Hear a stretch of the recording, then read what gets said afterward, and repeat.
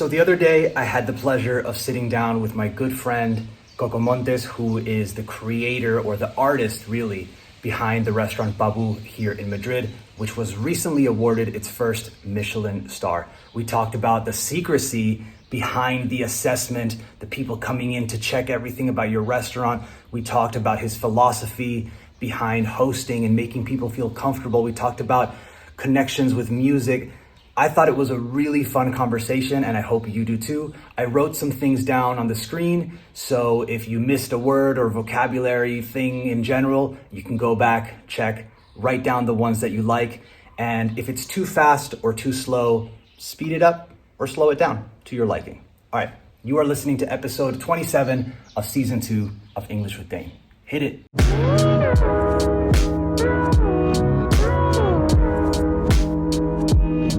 You just said my food, and I know you work with a team of people and everything. Is being a chef a lonely experience?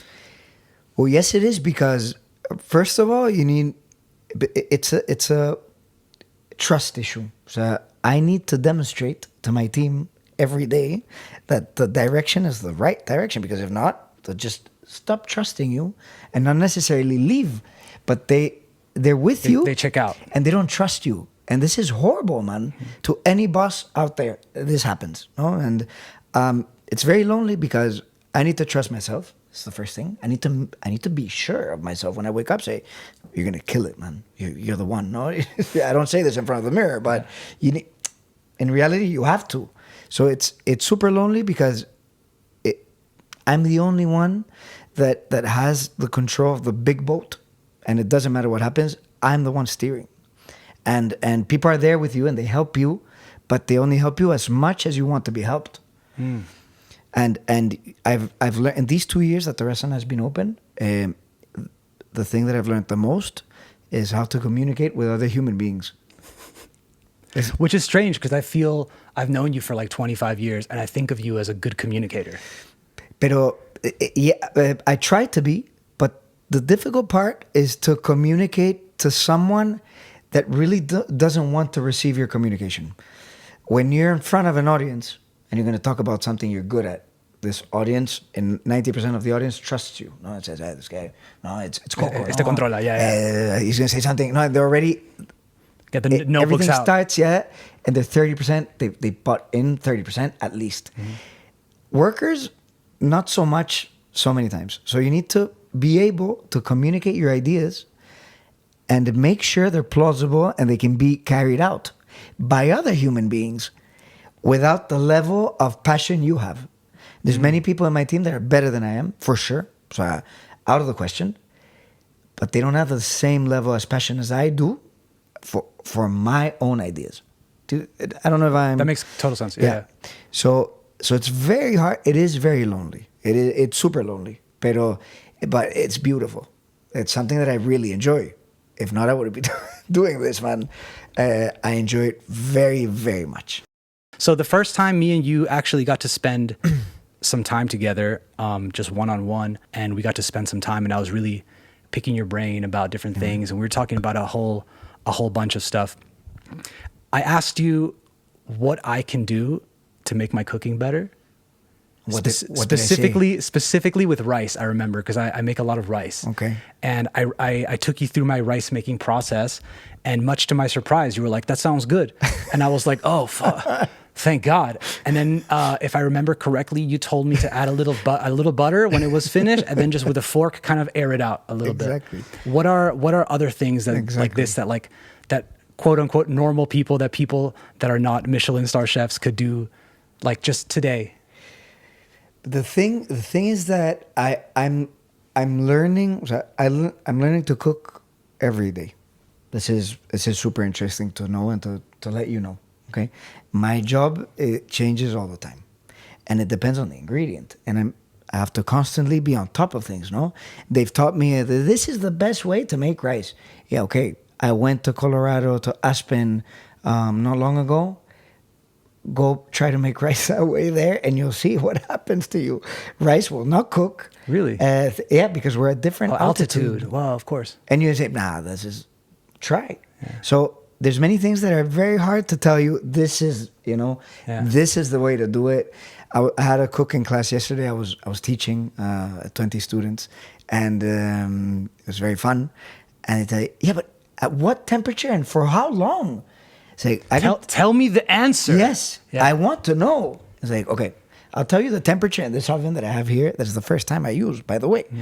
So the interesting part that I cannot tell you is that I'm trying to learn right now what to do with this oven. The difference between chefs and people that are not chefs is that we adapt very fast. There's a difference. So I don't freak out. I see an oven that is not my oven. I don't care. I'll find it out. I'm telling you, man, in a minute or 2 or 10 minutes. But in 10 minutes, it'll be my best friend. And I'll know exactly what it needs. So I told him, I cannot tell you the time. Neither can I tell you the temperature.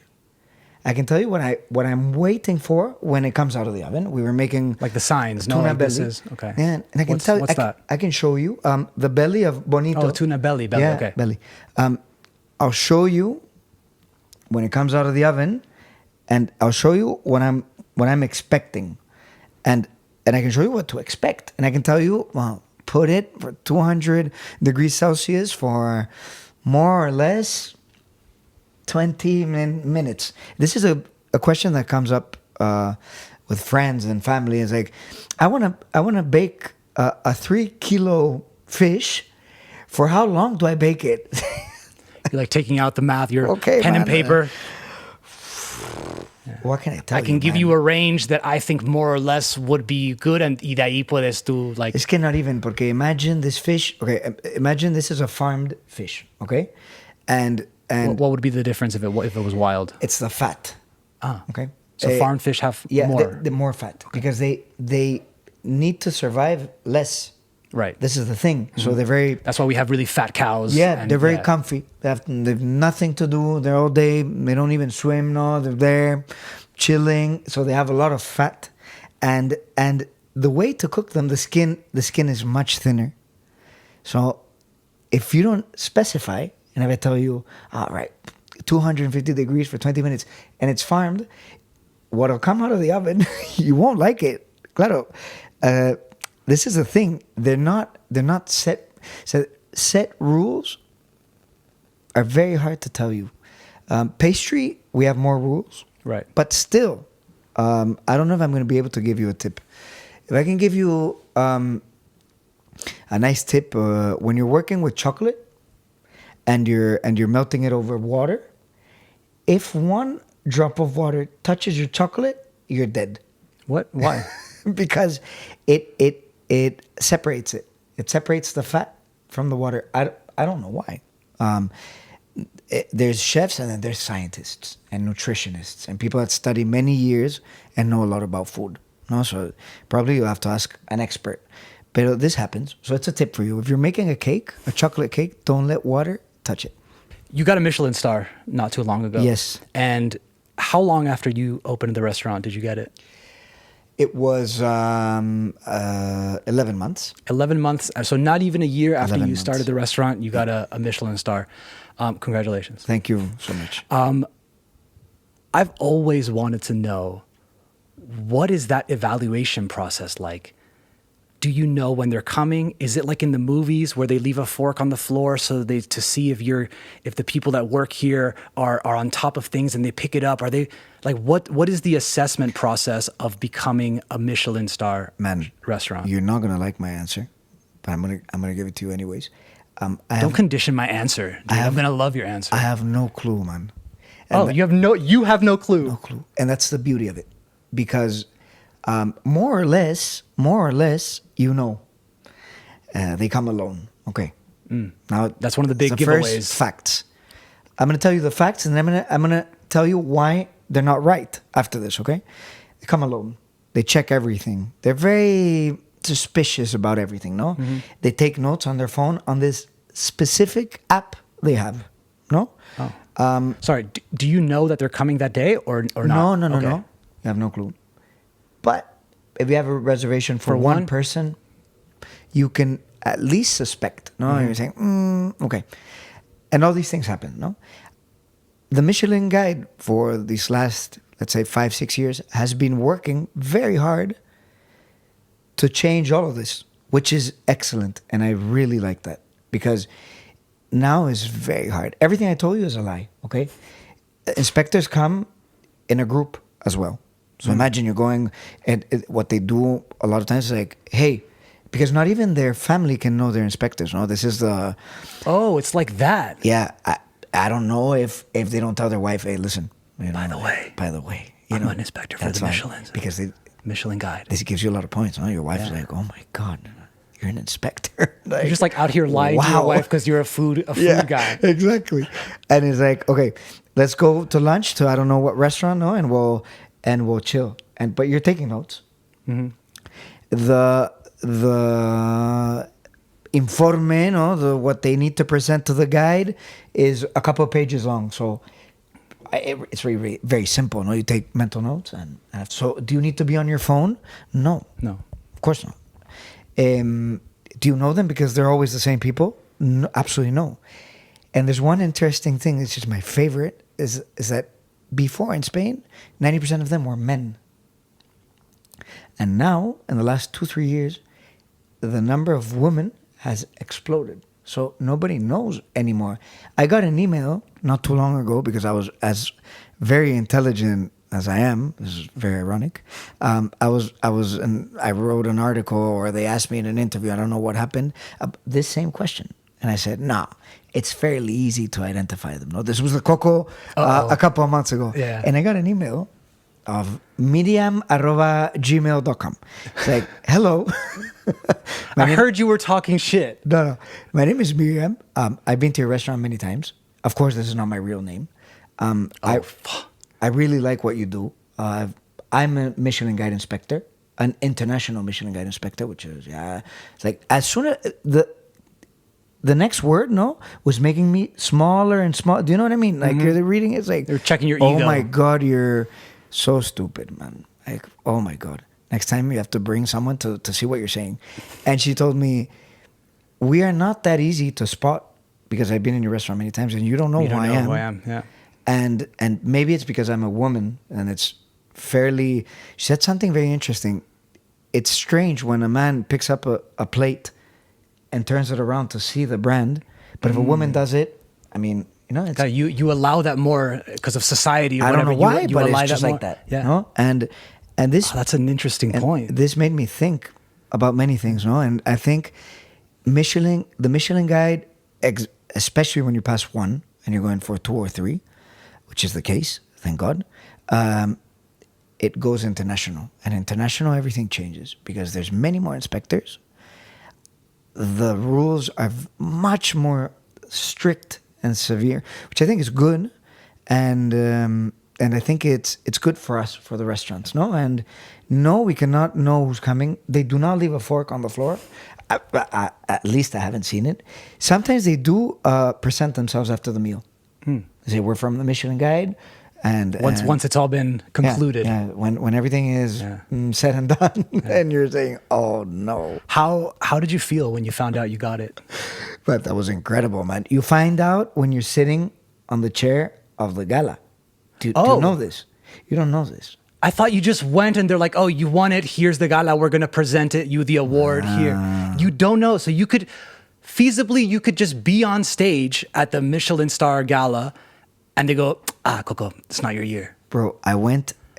Repsol is different. You know Guía Repsol? Guía Repsol, right. They call you a month before. What's the difference for people and me? Let's be real. I don't really know. Guía Repsol it's an amazing guía, and it's very national. Now it opened up to Portugal, and I think they're doing a great job. But the Michelin Guide is the Michelin Guide. Yeah, it's when more we're talking about Michelin Guide, it's not about prestige. It's about the years it has been. Right. It's very trustworthy. And they'd call you a month in advance and tell you, which is a very happy day, because you're going to the gala and you already know, so you're disfrutando, you're enjoying everything. It was great. The Michelin Guide, no. And so it was in Murcia this year, and we got on a train, and I went with my entire family. It's like, hey, let's all go, Oh like, my whatever, God, man. dude, that's... And my entire family, they were saying, like, they set up a meeting in the hotel before leaving, like 2 hours before leaving to the gala. You can imagine how I was feeling. And they're like, don't worry. Typical family thing, no? It's already important enough that you're here. It doesn't matter if you get your star. And I said, man, you stop lying to me. we came here, man. I've been suffering all these years, dreaming about this. We've got this train to Murcia, which I love, but It's just random. Murcia. Just in Murcia on a Tuesday. And I told them, I'm here to bring it back with me. Yeah. Don't lie to me, and I'm not going to lie to you. I want it. And we're there.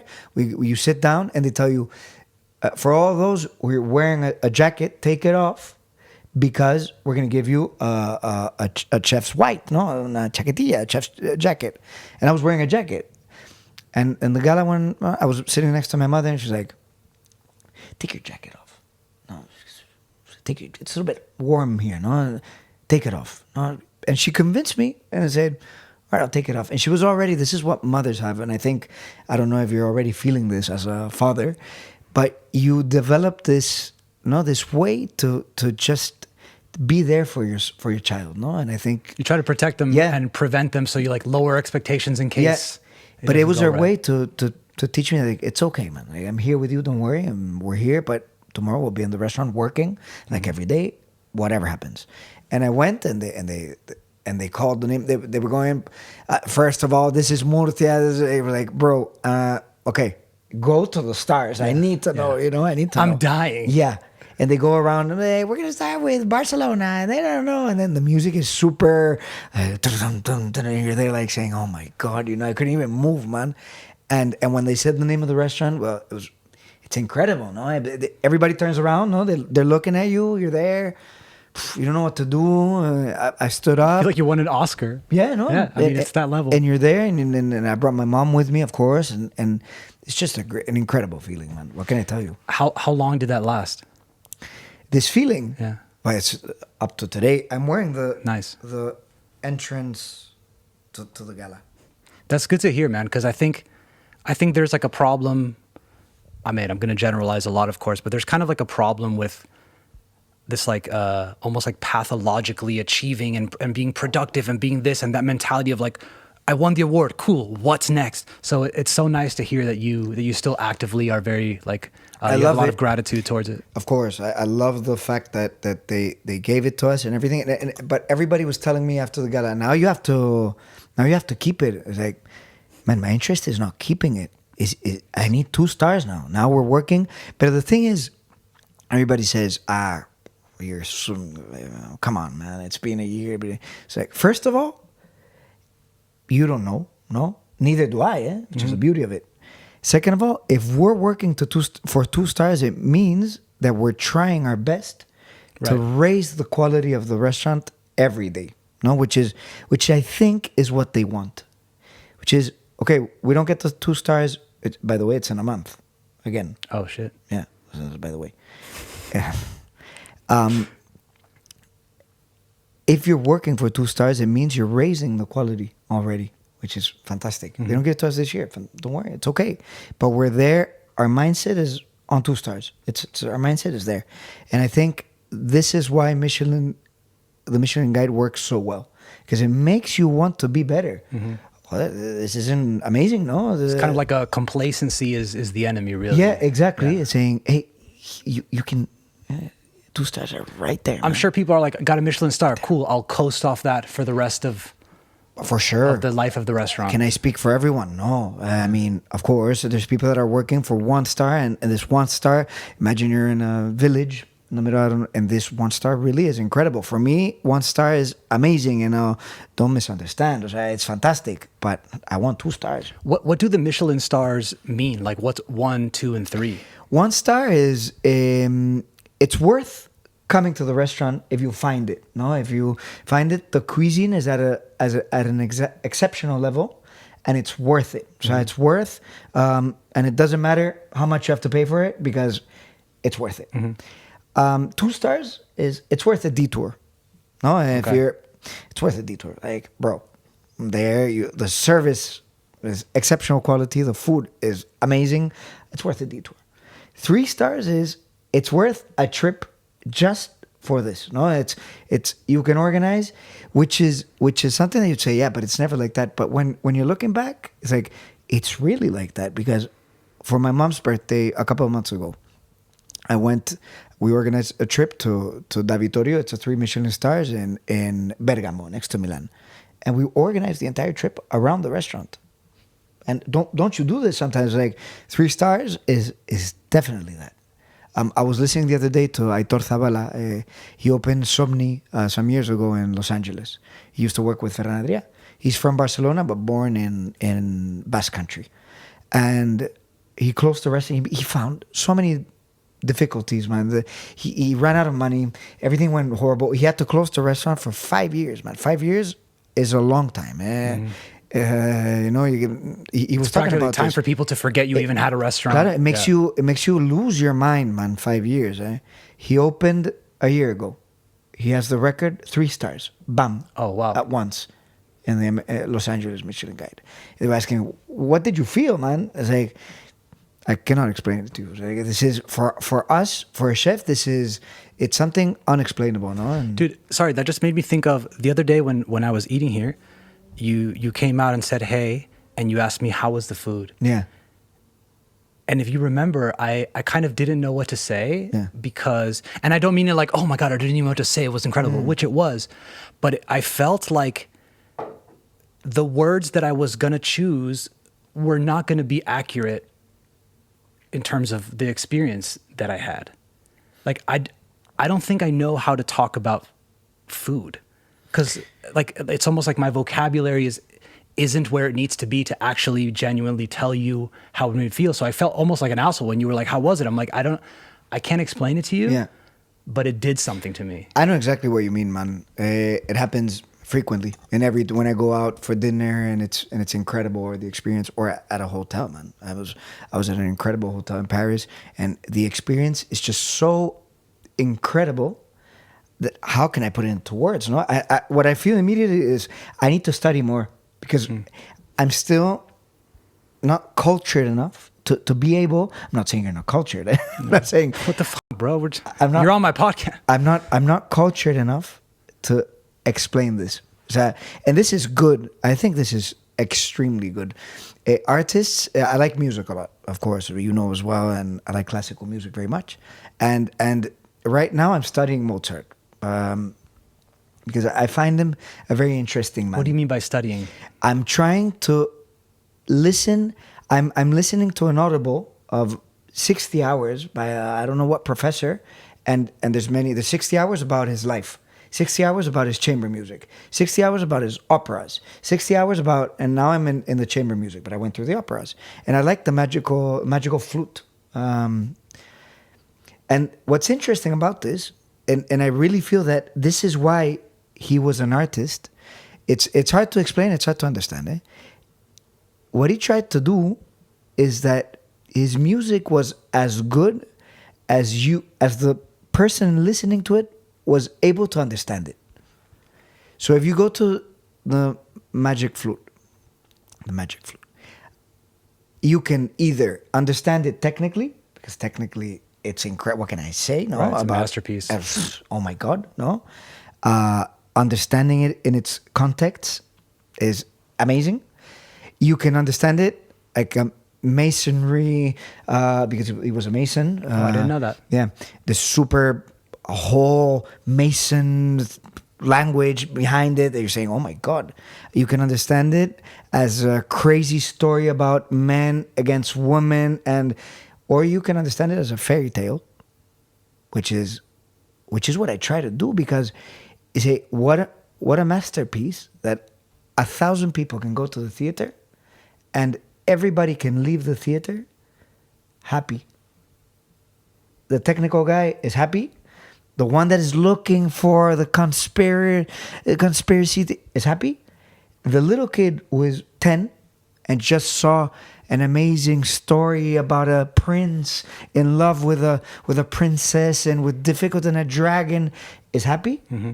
And do you understand? This is something that I value a lot. When you say, no, I listened to this piece of music, but man, it was very complicated to understand. It's a piece of art, but maybe I'm not ready for it. I think the audience needs to study a little bit to understand artists, but I think artists as well need to portray and communicate a little bit better. And if I'm able to make my clients and my guests understand my food for what it is and really make them say, man, even if they're not able to describe it, this is not important.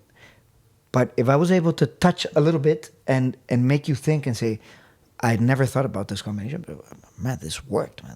This was good, man. This is exactly how I felt when I went to Thanksgiving and my mother made the turkey and it was so crispy and good. But I felt the same thing. And this is incredible. If you can make this, I think this is the artists, the musicians, everything that I value. And this is the way I understand art. When you're sitting in front of a painting and it can move you and it can move everybody there, which is the great works, no? Claro, this is incredible. One thing that happened when I came to eat here is that I was upset that I was finishing. You know what I mean? Like when you don't want a book to end, I was having that feeling. But I even had the feeling like within the plate, like I would have a bite and then I would want to have a drink of wine or something. Yeah. But I was kind of thinking that I'm not ready for the taste to be over in my mouth. Yeah. So I wouldn't drink. Yeah. And every time I would drink, I would get ready for that taste again because the tastes were so layered and stuff. And it was so different. I would have a bite and it was papaya and pepper and sea urchin. And I'm like, dog, what are we even doing? Yeah. And it's cool because like, I'm usually kind of a picky eater. I have been most of my life, but it's nice to come to a place and just say, hey, whatever you're going to put in my mouth, whatever you're going to serve, I'm going to have it. And just kind of just have whatever, I'm like not going in thinking, oh, this is going to be incredible. Though I knew that it would. I'm going to have no expectations as a favor to my friend who cooked it. Like I just want it to be a blank slate. This is the effort you're doing that I think you should do with music as well, because you're Right. Wow. really True. You're really making an effort. Yeah. You see, and I think, don't you find it sometimes hard to enjoy that? It's better the way there than when you actually get there. Mm-hmm. No, it's the irony of life. No, I think it happens like you're waiting for your first kiss, but then the kiss and it sucked because you don't know what you're doing. It's like it was okay, but I mean, it was much better yesterday when I thought about it. Oh my God, I was saying, oh, how nervous I am, and then you're there. It's like, okay, now what? No, and I think it happens in life as well. You know, it's like when we're gonna live together, and then you're there, you're like, it's great, but kind of don't have my own space now. Yeah. Exactly. And when you're in a great restaurant, I mean, it happens to me as well. Eh? You're there and you're saying, man, I have 4 hours and I really need to make the most of it. You're just too stressed about enjoying it so you don't enjoy it. And it happens to all of us. And I think we need to make an effort to really make an effort to enjoy the little moments when we were there. Right now, I remember this trip we made with Roger, and when we were there was horrible, man. You're there, man. It was horrible. Oh my! But we did like a 4-hour trek with our bags. We slept in the worst conditions. I should have prepared. It was for that, horrible. Man. Yeah, I just thought it was so funny because should have prepared. You're not that outdoor guy, and I remember when we met up, we were all there. You practically had your tags on like your sleeping bag on everything. You're like, I just spent $200 at this store to get ready for this. I have no idea what it is. Yeah. Yo, I could talk to you all day, but let me finish with this. Of course. Your journey to where you are now, I think is really interesting because you had a corporate job and then it's like one day you decided to just kind of say, this isn't it, and really chase the whole thing with food and cooking and everything. Can you take me to that day? Yeah. I had a corporate job, but this was, I'm a chef since I was born. So I really enjoyed food and cooking and everything, no? And I think... I remember you used to do barbecues when we were in high school. Yeah. And my father sort of helped me into the corporate world because he said, this is a true job, no? I think it's a... Stability is good. Claro, of course. He was convinced, no? Mm-hmm. And one day, man, I'll remember always, I used to work at a very big company and I had on a gray suit, okay? And I was there with my ex-girlfriend and we were already planning... I was already planning a wedding, saying when I'm going to ask her to marry me without really wanting to. And I was aware of this, Oh, wow. Which is Just full like pressure of like it's incredible. encarrilado No, it's like I don't want this, but I'm sure I'll be happy. No, which I think happens to many couples. I think happens to people in life in general. I think. Yeah. I had a great car, it's incredible, right? I had a great car, a gray suit on every day was more or less the same timetable, and I had a house and everything. It's like I'm living a 50-year-old life because I want to, and I put myself in that position. I wasn't having fun. It was the same old routine. I said, I do not want this. I know it, man. You know, like I have to wake up. And this sounds like a movie, but thank God my family was there because I went to tell them I was very scared. And I told my father, listen, after these years that I've been able to maintain myself, you're going to have to help me out again, economically, because I want to go study cooking. And I went to him, with all the speech ready. It was like, oh my God, what the hell? And I told him, he said, okay, fine. Oh. Go for it. And I was already with my, That's getting ready beautiful, for man. That's beautiful. Yeah, and my mother as well was like, go, do it. Yeah, that makes sense. Yeah. Took you long enough? Yeah, you've done it. You've showed me. So now it's time. Do it. So there was an element of you allowing yourself to admit to yourself Yeah. that's what you wanted. Yeah, exactly. And I was able to do it. And I left. I cannot explain to you when I left for Paris, and I arrived, and I was there in my house, and I was there. And I was like, man, can I describe this feeling? It was incredible, man. It was incredible. Okay, last thing. You worked at a 3-star Michelin restaurant for several years. You told me a few horror stories of things that have happened. Could you just share one or two? And has anything similar or anything drastic happened here at PABÚ? Can I just tell you, for all the young people that want to become chefs, it's super important, be patient. Patience is the key, okay? And as well, I've worked in several 3 Michelin stars, and the importance of it, I didn't choose them to be able to then say, look where I've worked, no, which helps as well. I chose it because of the sacrifice, the level of sacrifice, and of you need to be like ready for what you're doing, is incredible. And I think for life, this is very important because most often than not, life doesn't go the way you want to. This is life, no? And you need to be able, first of all, to adapt, and second of all, to sacrifice other things, no?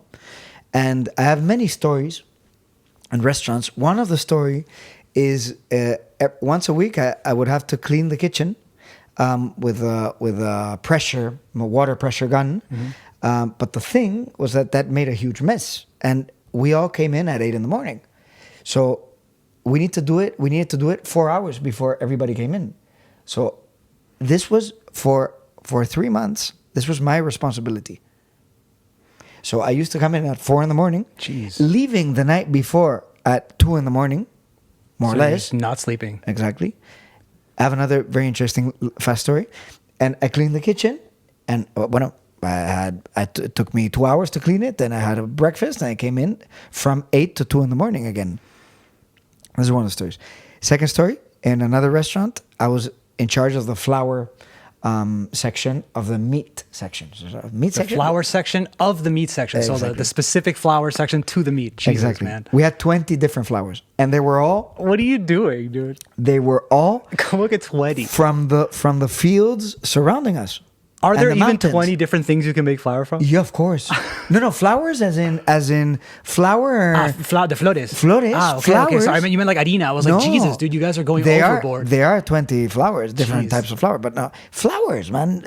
Rosemary flowers, thyme flowers, arugula flower. I don't know, anything you think of, there's a flower, because flowers make fruit. Right. And there was once that all my rosemary flowers died.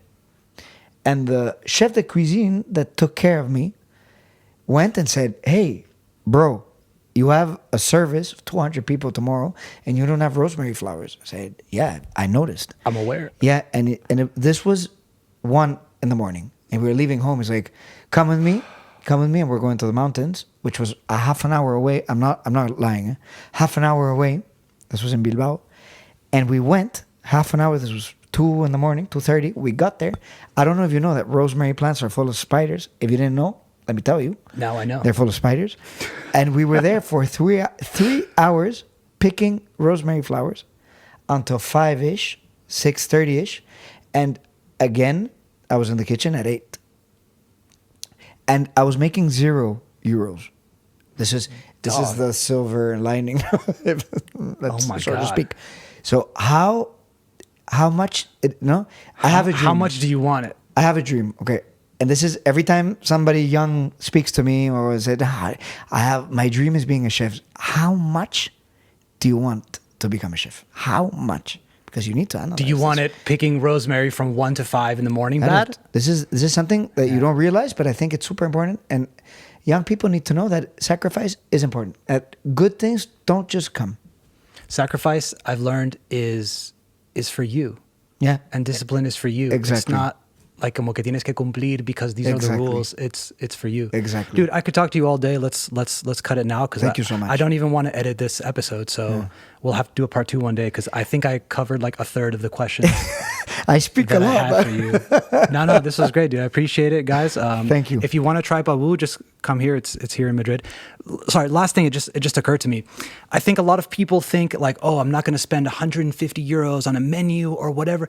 And then I think that's how much money you're spending on the ticket for one day at a festival to go get drunk, and maybe you spend more. And if you come to a restaurant and take 4 hours out of your day and spend your hard-earned money, it's totally an experience that is completely different and enriching and valid, and you're going to think about it so much more than you think. And then seeing artists do their thing is going to inspire you to do your thing. Yeah. Can I tell you this is our fault? And we were talking about this before. I don't know if on the podcast or out of it. It's our fault. The chefs need to... People spend 150 euros at a festival because you enjoy it a lot. And people don't spend it at a restaurant, or the vast majority of them don't, because they don't think they're going to be able to enjoy it because it's going to be super uptight. It's what we were speaking about. Mm-hmm. And it's our fault. We need to tell them, come here and I'm going to show you a good time. But what are you going to... No, a good time. And you're going to learn and you're going to enjoy. You're going to be able to share it. And I think, is it expensive or not? This is for everybody else to judge. Did you know what I love about you? That I was going to be late to the restaurant the other day, and I was going to be like 45 minutes late. So I went on Google, I looked for PABÚ, and I clicked on the number. I was like, I'm going to call them and let them know that I'm going to be late. And it rang like half of a time, and you answered. Yeah.